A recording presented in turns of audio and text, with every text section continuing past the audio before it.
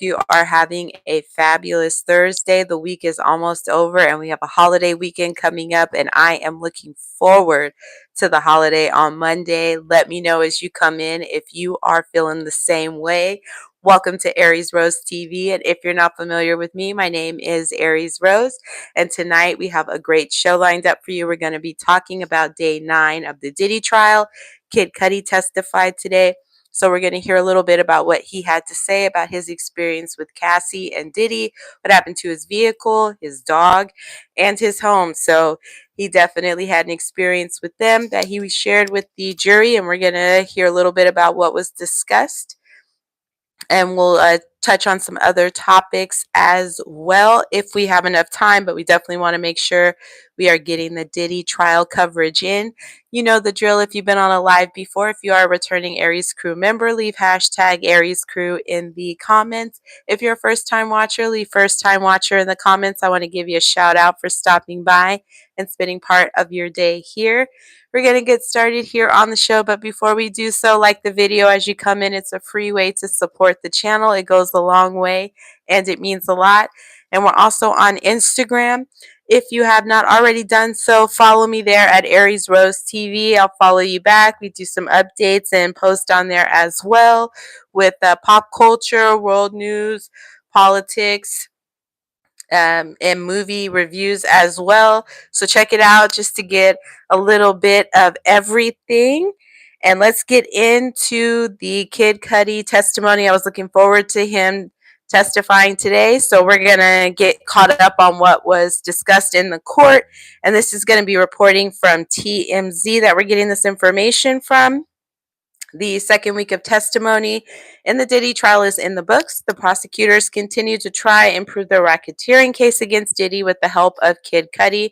Cudi took the stand Thursday and told the jury about a couple incidents from his 2011-2012 love triangle with Cassie and Diddy, including a break-in at his home and a Molotov cocktail dropped in his Porsche. Kid Cudi said Diddy broke into his home and rummaged through his Christmas gifts after finding out he was dating Cassie. And he said he was convinced Diddy had something to do with his Porsche getting torched too. And we're going to get into the full story here. A celebrity makeup artist also took the stand and she testified she saw Cassie with injuries to her face after a heated exchange with Diddy in a hotel room following a 2010 Grammys party at Prince's house. Prosecutors also called a hotel manager from a swanky spot in LA to testify about Diddy as a guest, and the hotel kept notes that Diddy liked the room hot and to deep clean his room because there was always candle wax and baby oil damage. Cudi's testimony was pretty interesting, but the best shot prosecutors might have of nailing Diddy on the RICO charge is Suge Knight, who told us Diddy would absolutely have used Pow Pows if he found Suge at Mel's Drive-In, a callback to a story previously told this week in court. Suge kind of ties this whole criminal organization thing together, but we talked to him from prison, and prosecution did not call him as a witness. Court is adjourned until Tuesday for the long holiday weekend, and it will be interesting to see if prosecutors can gain ground on the racketeering charge, because it seems like they've already done a decent enough job proving trafficking by coercion and transportation to engage in prostitution. And let me know your thoughts on that. Do you think that so far the prosecution is doing a good job of proving Diddy's guilt in this case? I am not 100% convinced yet, but I'm also not a part of the jury, so it's not me that they need to believe in what they're trying to say. I feel like it could still go either way. I'm still 50-50 on it. I don't think it's been 100% proven, and we are still in the early stages of this trial. It's supposed to last about 8 weeks, so there's still more testimony to come, more things that are going to come out. So we'll see if, as it progresses through the trial here, that there's a little bit more substance that I'll start to see. Right now, I'm just not 100% seeing it. And I don't even know that I think that that was necessarily Diddy's intent to be doing any of those things. It might just be kind of happenstance that it came off that way. But, I don't know. We'll see how everything goes, who else there is to come up and testify. And let's get into some of the parts of the testimony for Kid Cudi here. And then we'll also go into the stylist or hairdresser's testimony as well, or makeup artist, excuse me, makeup artists that have worked with Cassie, their testimony too. And this is reporting from TMZ. Kid Cudi says Cassie played him like a fiddle during their 2011 fling. The Pursuit of Happiness rapper testified Thursday in Diddy's federal criminal trial in New York City, and he talked a lot about his brief relationship with Cassie, and that was also mentioned in the lawsuit that she filed against Diddy back in November 2023 that we now know she got $20 million as a settlement from. So it was brought up about her time with Kid Cudi and how he allegedly blew up his vehicle because he was dating Cassie. So that is my assumption as to why Kid Cudi was brought into court to testify to what his experience was like when he was dating Cassie and what ended up occurring with Diddy.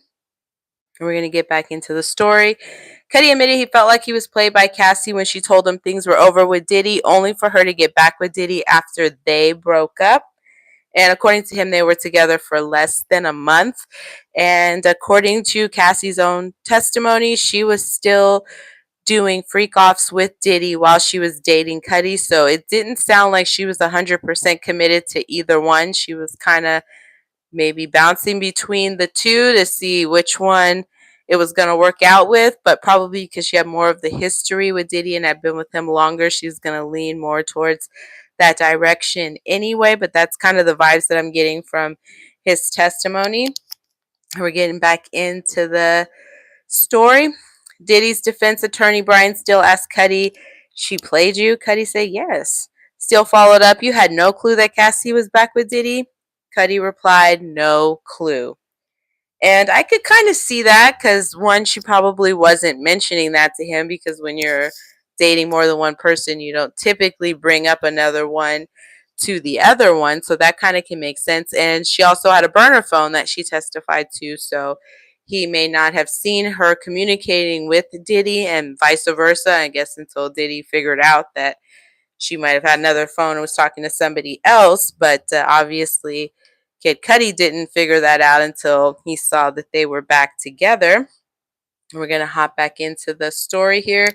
Kid Cudi told jurors he dated Cassie for less than a month and they broke up because of safety concerns and drama. He testified Diddy broke into his home upon finding out he was seeing Cassie, and he said he also knew Sean Combs was violent. Cudi also testified his Porsche was torched by a Molotov cocktail a couple weeks after things ended with Cassie, and he was convinced Diddy had something to do with it. And he says when he confronted Diddy about it, Cassie came into the room, and that's when he found out they were back together. Steele asked Cudi if Cassie was living two different lives, and Cudi said yes. And Steele asked if both Cudi and Diddy got played by Cassie, and Cudi replied yes. And I'm going to get a quick drink of water here. Right, let's get back into it. Cudi even said he was in love with Cassie. Now, I don't know this person, and I'm not saying it's not possible, but if you were dating for less than a month and you didn't even realize that she was still talking to somebody else at the same time, I got to question how in love you could be. Like, I just don't feel like that's enough time for you to be able to determine you were in love. And especially if she was still doing other extracurricular activities at the same time with Diddy while she was dating Kid Cudi, that means they couldn't have been spending that much time together. So I think being in love is a bit of a stretch, but this is what he says. This is what he testified to. Let me know your thoughts on that in the comments here. And we got another story here. Kid Cudi is testifying, and this is reporting from TMZ. Kid Cudi is testifying about his infamous car car firebombing, and he says he knows Diddy had something to do with it, even though Diddy denied it to his face during a meeting where Diddy came off like a Marvel supervillain.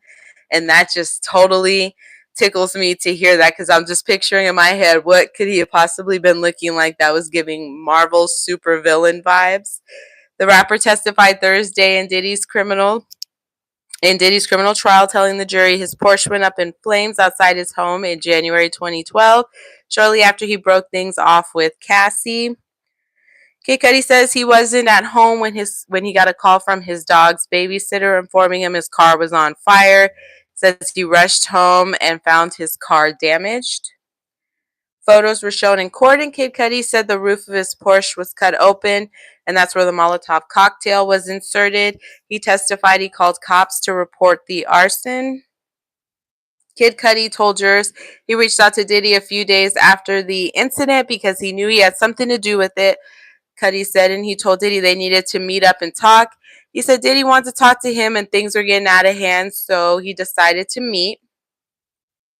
Cudi says he went to see Diddy at Soho House in West Hollywood, and with Diddy's security guard D-Rock escorting him into a room where Diddy was standing there like a Marvel supervillain. Now, what could he have been standing like that made him look like a Marvel supervillain? Let me know in the comments what you think he was standing like, or what he was doing that gave off Marvel supervillain vibes. And Kid Cudi says they chopped it up about Cassie, and Diddy told him he thought they were homies and Cassie was his girl. Cudi says he told Diddy he thought they had broken up, which I believe is what Cassie had told him. Cudi told the jury Diddy was so calm during the meeting it was weird, and that Cassie came in the room too, and she told him she and Cudi had fallen in love. Kid Cudi testified he confronted Diddy about the car bombing, asking him, "What about my car?" He said Diddy responded, "I don't know what you're talking about."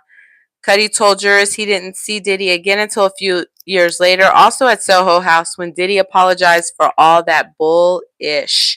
So let me know if that's him, if that's Diddy's way of kind of owning up to doing the things that Kid Cudi is alleging happened to him based on him dating Cassie during that time frame.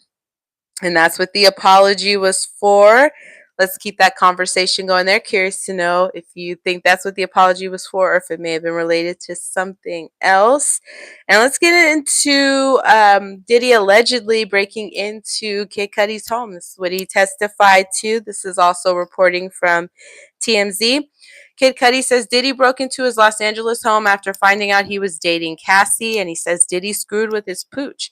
The rapper took the stand Thursday in Diddy's federal criminal trial in New York City and told the jury about some of the drama that unfolded between him, Diddy, and Cassie back in 2011 when she was on a break from Diddy and they started dating. Kid Cudi testified there was a break-in at his home in December 2011 after Cassie called him early in the morning and told him Diddy found out about them. He says cops were called too. Cudi says Cassie was stressed, worried, nervous, and scared when she called around 5:30 or 6 a.m. to tell him Diddy knew they were seeing each other. And he says when she told him she'd given his address to Diddy and didn't know what Diddy would do. Kid Cudi says Cassie told him to pick her up, and they went to the Sunset Marquis Hotel in West Hollywood. Cudi says while he was with Cassie, they got a call from Diddy employee Capricorn Clark, who told him Diddy was inside Kid Cudi's house. Cudi said Clark told him she was waiting in a car outside the house while Diddy was inside. Kid Cudi testified he called Diddy and planned to confront Diddy at his home, telling Diddy, "Mother effer, you in my house?" He says Diddy calmly told him, "What's up? I just want to talk to you." Cudi says he told Diddy he was on his way home, but when he got there, no one was there, though he says he soon discovered his security cameras were not working and that they had been moved without his knowledge. When Kid Cudi went inside, he testified some gifts he received, including one from Chanel, had been opened, and his dog, who usually roamed the house freely, was locked up in a bathroom. He said his dog became jittery and on edge in the wake of the break-in. Cudi says he called Diddy again and wanted to go looking for him to fight him, but he says he ultimately decided to call the cops. Kid Cudi says he spent Christmas 2011 with Cassie and her family in Connecticut and that Diddy called him a few times. Cudi says he told Diddy, "You broke into my house and you messed with my dog. I don't want to talk to you." Cudi says he and Cassie split before the new year. Let me know what you think Diddy may have done to the dog that caused the dog to have some trauma and not behave in its usual manner. I believe I heard that the dog was found in like a bathroom, um, and the door had been closed, but I don't know what may have occurred to the dog or if they just put the dog in there and then started doing stuff in his house. Not sure of the order, but let me know what you think Diddy may have done to the dog that made the dog change its behavior like that. And now we're going to talk about Diddy's ex assistant, who was allegedly the fixer, and their testimony. And let's get into that. So, this is reporting from TMZ. Sean Diddy Combs' former executive assistant, George Kaplan, is taking the stand Thursday morning, continuing Wednesday afternoon's testimony in the second week of the rap mogul's federal ex-trafficking and racketeering trial in NYC. Kaplan was asked by the prosecution about carrying cash for Diddy. He said he took $50,000 onto a private jet and said he once picked up $10,000 at a Western Union on behalf of Combs Enterprises. That's big money. You're just carrying around $50,000. Some people don't even make that in a year, and you're carrying that around in cash on a private jet.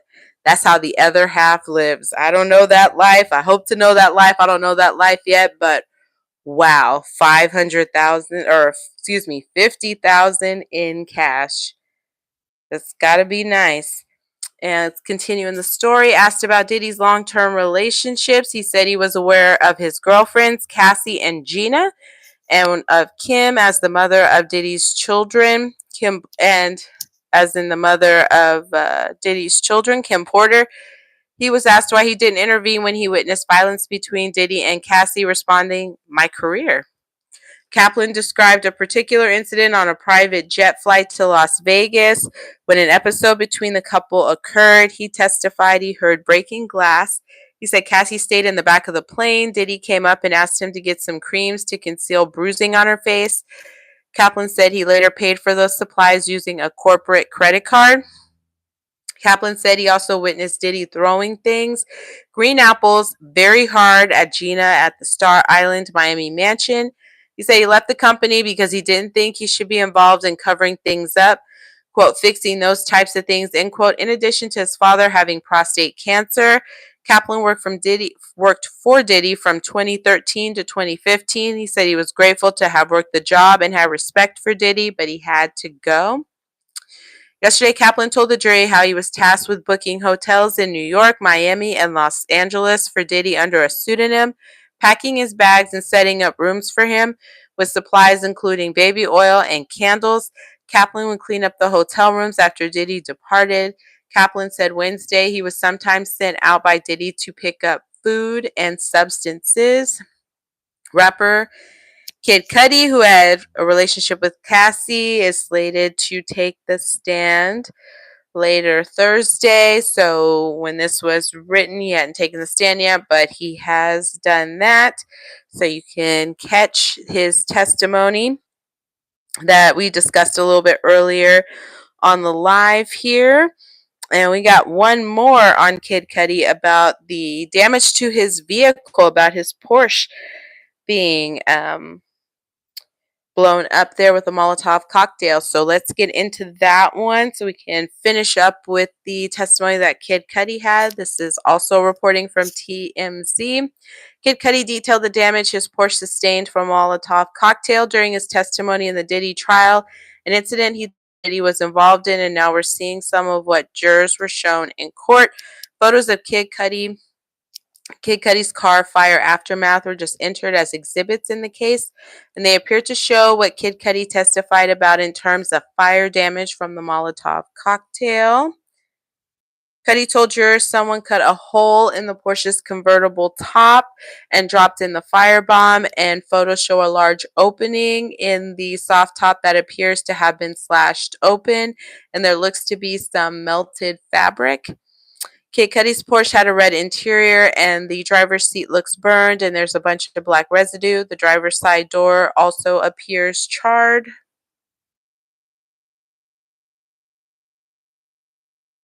Cudi testified in January 2012. He got a call from a dog watcher at his home who told him his car was on fire. He said a friend was nearby. A friend who was nearby came and snapped the photos. Kid Cudi said the Porsche could not be salvaged. From the photos that I've seen of it, that looks like that was just go ahead and scrap that, get a new one. He told jurors he knew Diddy had something to do with it, but when he asked Diddy about it straight up, Diddy denied involvement, though Cudi testified he thought Diddy was lying. Diddy's defense team grilled Kid Cudi about a lack of evidence tying the car bombing to Diddy, and Cudi said there were no fingerprints, eyewitness reports, or info that anyone affiliated with Diddy was involved. So we'll see. We'll see how that goes as far as how much Kid Cudi's testimony helps to support the charges that are brought on by the prosecution. Let me know if you think that it is helping at all or if it's just kind of like an aside to what they're trying to prove against him. And let's talk about this extra housekeeping that was needed. So apparently when they stay at hotels, they would be leaving notes about what the conditions of the room would be like after Diddy had left, and his love of oil was known by the hotels because of how much oil damage was left over, which just makes me think how much baby oil was being used, that there was that much damage that a hotel had to leave a note about specifics for cleaning or things to watch out for. Like, what is the thing with baby oil? I don't get it. And just the amount of it sounds like that he wanted used just seems so odd to me. Very, I don't get it. I don't get it, but to each their own. Let's get into this one because that just tickled me, that I was like, you leave this big of a mess that you have to have a deposit that's put down for potential damages. And they have these notes about things you need to look out for or cleaning precautions that you need to take after you stay in their hotel. That's a bit much, which just tells me at the frequency you must be doing that, because they don't just leave notes like that if it's a one-off that happens. So this must have been occurring a lot. But let's get into this reporting from TMZ about it. Diddy's hotel reservations came with a few warnings because his booking profile carried a few notes attached to it, mainly about messes he and his companions made in the room. Friedrich Zimmer, general manager of Le Hermitage, Beverly Hills, took the stand in Diddy's federal ex-trafficking and racketeering trial in New York City Thursday, and he was asked about how Diddy booked rooms in the fashionable hotel over the years. Zamir explained that the hotel uses a system called Opera, a software hotels can use to aggregate reservations, create loyalty programs, and more. He said one of the features that allows hotel employees to enter notes about specific guests. They stay in the system forever, Zumir said, and Diddy's profile dates all the way back to 2006. In one particular instance, the bill came out to $2,000, Zimmer claimed, including a $500 charge because candle wax was spilled all over the carpet. And I don't even know that you can get candle wax up. I think you just got to pull that carpet up. But let me know, can you get candle wax out of a carpet, or do they have to replace the whole carpet to address that issue? Apparently, this is back into the reporting. Apparently this was a regular complaint because one of the permanent notes about Diddy reads, quote, always spills candle wax on everything and uses excessive amounts of oil, placed the room out of order upon departure for deep cleaning. That is wild. That just says that there must have been a whole lot going on. And how long did it take to clean these rooms after he left, that you have to put it down and out of order for deep cleaning? The other notes include, quote, please monitor outside his room, down the hall to spray air freshener, end quote. And quote, please authorize an extra $1,000 when guest stays with us to cover any room damages, end quote. Diddy's defense decided not to cross-examine this witness, so it sounds like they're willing to concede that the mogul got nice and messy during his nights in Beverly Hills.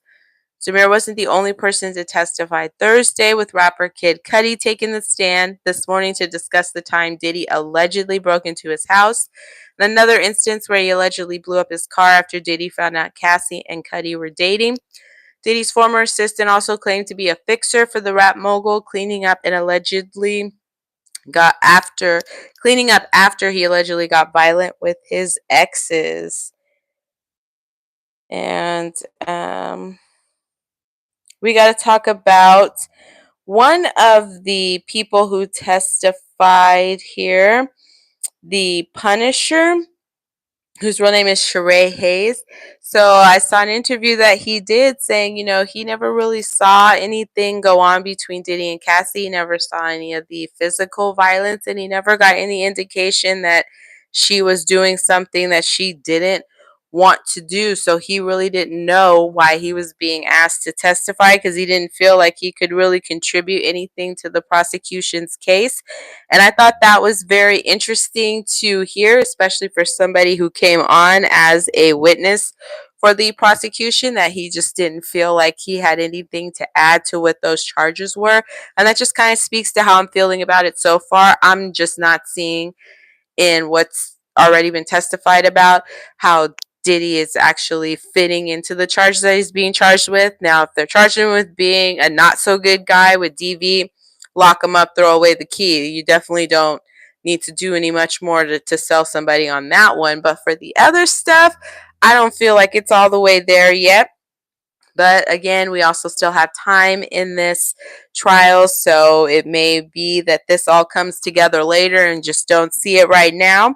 But let me know your thoughts here. If you are following the case, do you believe that it has that the prosecution is doing a really good job of proving their case right now, or do you think it's still got some ways to go? Very curious to see what you think. And let's get into this sad story about two young people who lost their lives here outside the Israeli embassy. And this is reporting from TMZ.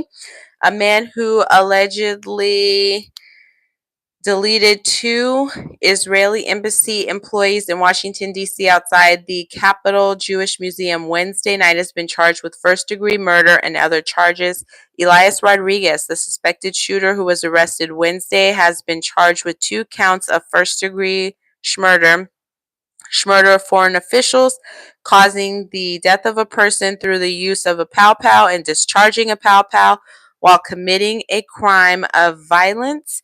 A federal law enforcement agent claims in a sworn affidavit that Rodriguez pow-powed and deleted Sarah Milgram and Yaron Lichitsky just after 9 p.m. Eastern Standard Time. And let's get into this story a little more. Yaron, hold on here.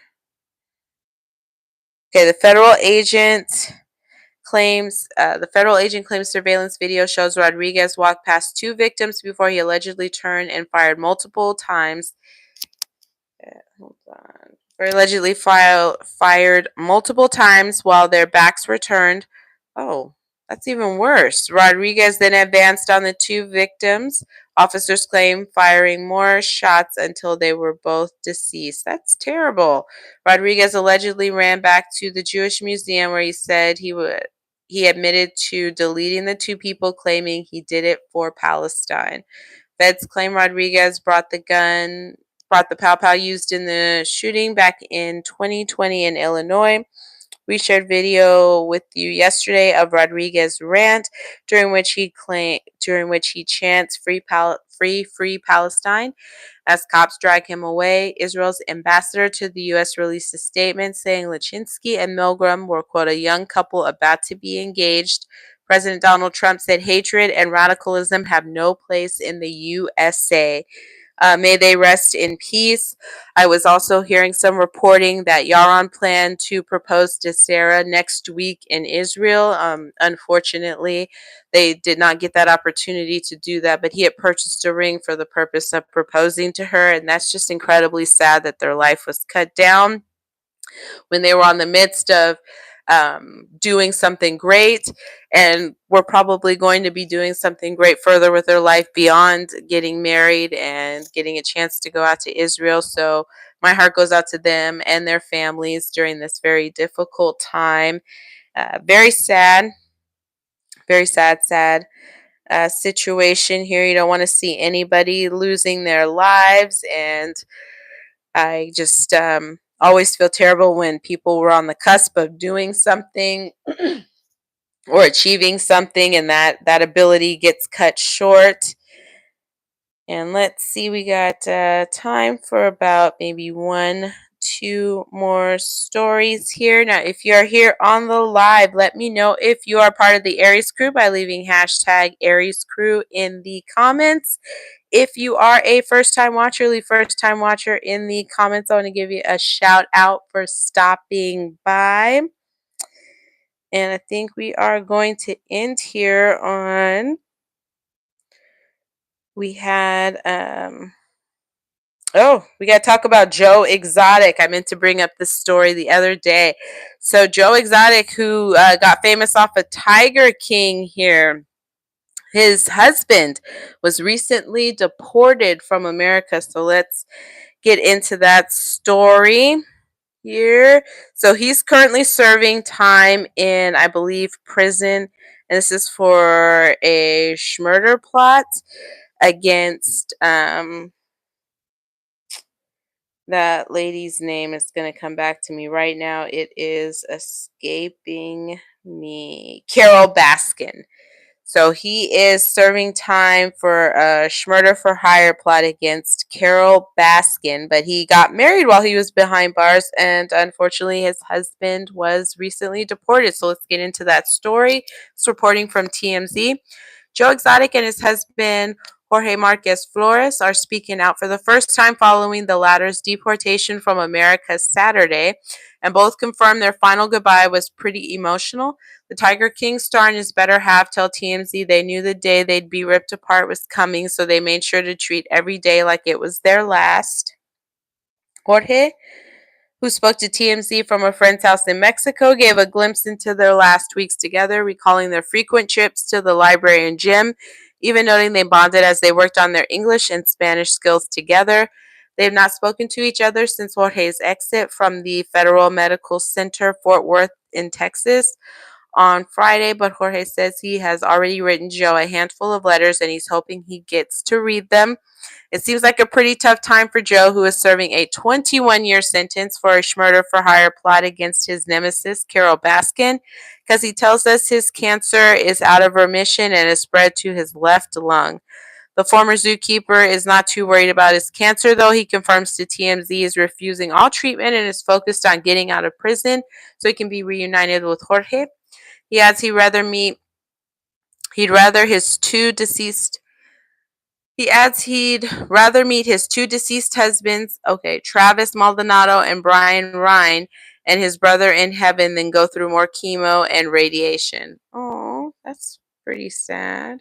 His long-running plan to get President Donald Trump's attention for a pardon so far has been a dead end, despite his constant pleas and argument that cast members on season 2 of Tiger King committed perjury under government pressure to implicate him in the case. That being said, Joe 62 seems comforted by the true love he has found with his 33-year-old man, noting, quote, "If I died tomorrow, I've had the happiest 10 months of my life," end quote. So best wishes to Joe Exotic and his husband. Hope everything works out for them and Joe's health situation doesn't get worse. And we got to talk about Kim Kardashian, who has finished the law program that I completely forgot she was still doing that because it had been so long since I had heard about it. But she has finally finished that law school program that she was doing. And let's get into that. She also did some testimony at the trial for the robbers who robbed her when she was in Paris in 2016. I want to say it's like 2016 that occurred. So she has also went there to testify about that. So we'll get a little bit into that as well. And this reporting from TMZ. Kim Kardashian can officially fling her graduation cap into the air and her law books into the trash because she just completed her law program. The reality television star celebrated the achievement in a backyard. The only student in her law class, as two of her mentors lauded her and praised in videos posted by her sister, Chloe. One of them calls it, quote, one of the most inspiring legal journeys we've ever seen, end quote, swearing Kim pulled herself up by her high heel straps. No ivory tower shortcuts for her. Her mentors thank her for fighting for clemency for incarcerated individuals, bringing international attention to important issues, and constantly finding time to meet with people who the rest of society left behind. CNN's Van Jones appeared at the ceremony, applauding her criminal justice efforts and joking even the penguins in Antarctica know who Kim K is. Chloe shared a clip about the ceremony after it ended as well, saying she's so proud of her sister for completing the years-long process. Kim started studying the law 6 years ago with one of the people in her grad ceremony saying she practiced law for about 18 hours a week during that span, coming out to a total of more than 5,000 hours. She passed the baby bar back in 2021. While Kardashian didn't go the traditional law school route, in California, a person can become a lawyer by completing a 4-year law study program, also known as reading the law, instead of going to law school. She will still have to pass the bar exam to practice law in the state. Kim finally graduated from the program, taking longer than 4 years because of the COVID-19 pandemic and her busy schedule. We knew Kim was close to the next step in her legal path, with sources telling us she took and passed the multi-state professional responsibility exam, an important exam for her program back in March. Whether Kim decides to take the bar or not is still a huge accomplishment, one her late father, Robert Kardashian, a talented lawyer in his own right, would certainly be proud of. And congratulations to her for finishing the program and sticking to it long enough to complete it.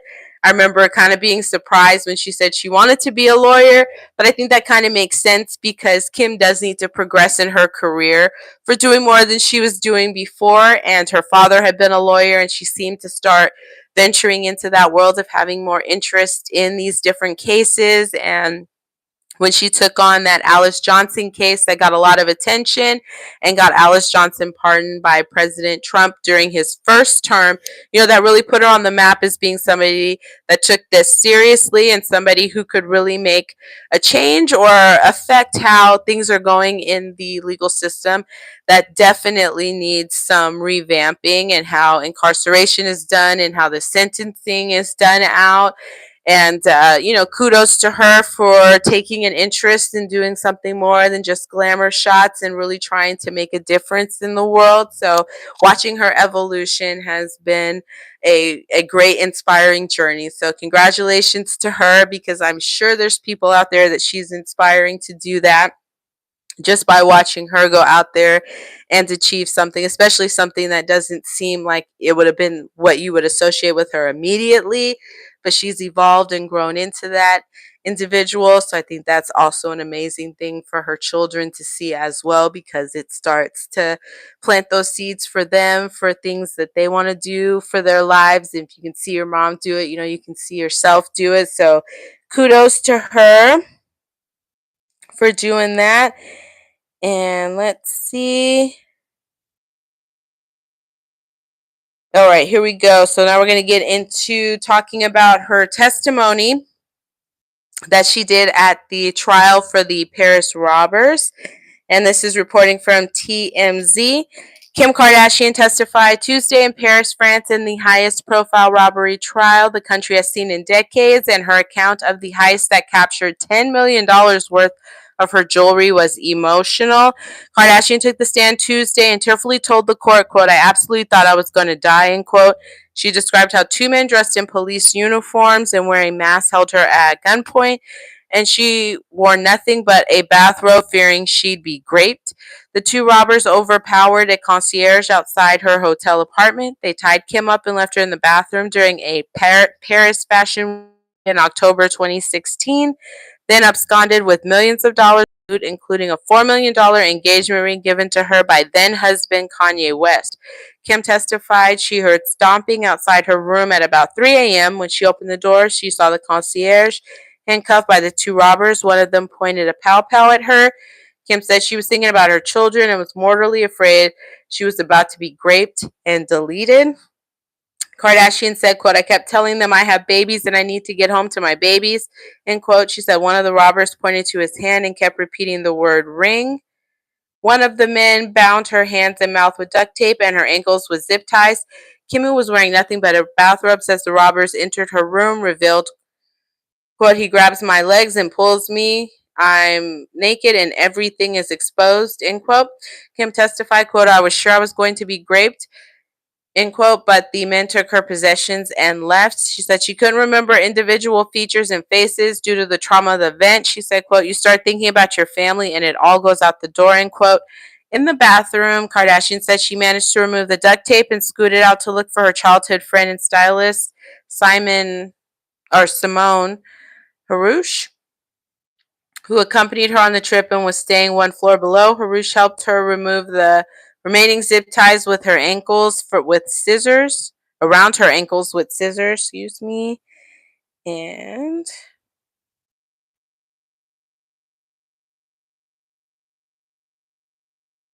the two of them fled outside the hotel and hid in the bushes, and she called her mother, Kris Jenner, who has accompanied Kim on this current trip. Police eventually arrived, but Kim said she was confused and suspicious because the robbers had also been dressed up in cop uniforms, so that's understandable. Quote, I didn't know who to trust, end quote, Kim said today. Kim testified a French official later told her she'd been targeted by the same robbery ring during a previous visit to Paris, but the gang opted not to because Kanye was traveling with her at the time. She said, quote, that shocked me to find out they'd been trying to plan the attack for some time, end quote, adding she thought the actual heist had been well planned out. The 69-year-old alleged ringleader, Old Omar, who is deaf and mute, issued a written statement in court read out loud today by the judge asking for Kim's forgiveness. Quote, I do appreciate the letter. I forgive you for what has taken place, but it doesn't change the emotion and the feelings and the trauma, the way my life has changed forever, end quote, she said. Kim discussed how she always felt safe in the city prior to the robbery. The trauma has followed her home, as even now in California, she keeps 4 to 6 security guards at her house just to feel safe. Only one item of the stolen jewelry has ever been recovered, a $24,000 diamond necklace a woman found on the street later on the day of the robbery. The necklace had been dropped by one of the robbers fleeing on a bicycle. The woman wore the necklace to work the next day. The woman wore the necklace to work that day before learning of the heist and turning it over to police. 9 men and 1 woman, dubbed the Grandpa Robbers, as most are in their 60s and 70s now, are on trial, which began 2 weeks ago, nearly 10 years after the heist occurred. Many of these suspects were apprehended about 3 months after the robbery. The court took a break Tuesday at around 4 p.m. local time, and after about 30 minutes, Kim resumed her testimony. And I'm not even sure how to pronounce this name. The handcuffed concierge had translated between the French-speaking robbers and Kim during the robbery. Kim was asked today about what she told investigators in the past that suggested the concierge was working with suspects. She replied, at the time, his lack of hysteria in the moment raised her suspicions, but now she understands why he acted the way he did during the stress. She accused one of the defendants of she accused one of the defendants of profiting off her trauma after the robbery, compounding her ordeal. Yunus Abbas, 71, published a book titled I Kidnapped Kim Kardashian in 2021, in which he describes his part in the robbery. Quote, it wasn't just jewelry. Someone took my memories, end quote. Kim said today, quote, now he's capitalizing by writing a book. It didn't seem fair to me, end quote. Mark Boyer, a 78-year-old defendant accused of supplying the lone pow-pow used in the robbery, who was also present in court Tuesday.